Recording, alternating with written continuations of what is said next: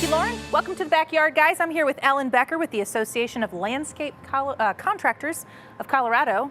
Look at this pretty spread you have here. Thanks for joining us. Thank you for having me. So we're, okay, mid-July, dog days of summer, although it feels a little nicer today, right? It was brutal last weekend. Today's a little bit better, but yeah, what we want to think about in our gardens at this time of year when we get these triple-digit heat waves coming in is obviously extra water, but we're halfway through the summer season, so we want to fertilize our annual beds and our pots and planters.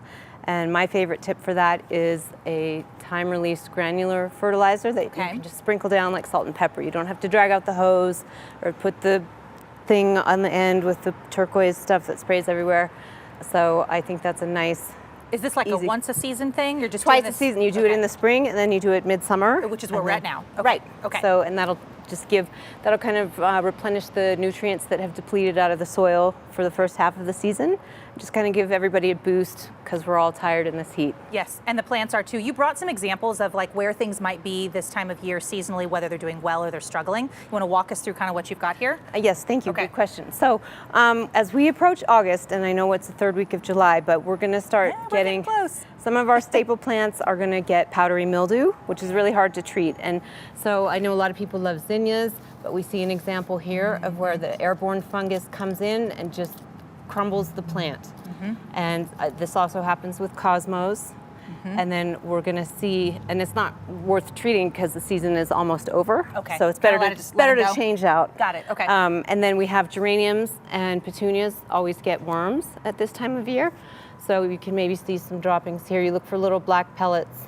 But yeah. It's like a tiny little seed, guys. Yeah, tiny like a poppy seed. Can you pick them off? You can, but it's more a question of the worms, which are inside the blossoms. They're probably in here. So, yeah, so everybody starts to peter out at this time of year. So we want to think about getting into August and the cooler nights. What are some things, substitutions that we can put in our pots? Okay. So on this side, I've got some more cold weather loving plants. Okay. So we've got artemisia and sage, dianthus, of course. This is called osteospermum. It's an African daisy. And these like cooler nights, and they can take it, if we have cooperative weather, this will go through October if we don't get an early frost. So maybe really more of a switch out. Yeah, switch out, definitely. Before we have about a minute left, I want to talk about grasshoppers. We've been doing some stories this week. They're so, it seems like they're so prolific. I've got them hopping all over my front door. What's going on with those? What do we need to know about our yards and their migratory pattern occurs about every 20 years. So we're hitting that time frame now. And they're coming in from the eastern plains into the city. So some organic suggestions to control these are to sprinkle your plants with all-purpose flour, baking flour. Baking flour? AP flour? Yeah. From your cabinet? And it just, gums up their mandibles so they can't chew. So it actually starves them out. A different organic suggestion would be bird baths. Get more predators in there that will eat the grasshoppers.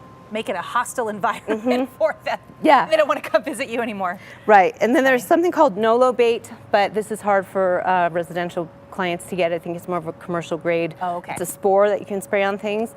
And then there's always your go-to of cayenne pepper, Aquanet hairspray, stuff that's going to make the plants taste bad. But they're organic though, AP flour, right? And bird baths. How about that? Okay. Well, hey, thanks for coming in today. Appreciate you guys. Start thinking about that turnover in the garden. It's that time of year. I'm already thinking about like the pretty fall flowers, the mums and everything else. They're just, I love that time of year too. Ellen, we really appreciate you being here. Thank you. Yeah, that's the latest for your midsummer garden check-in, guys. Tom?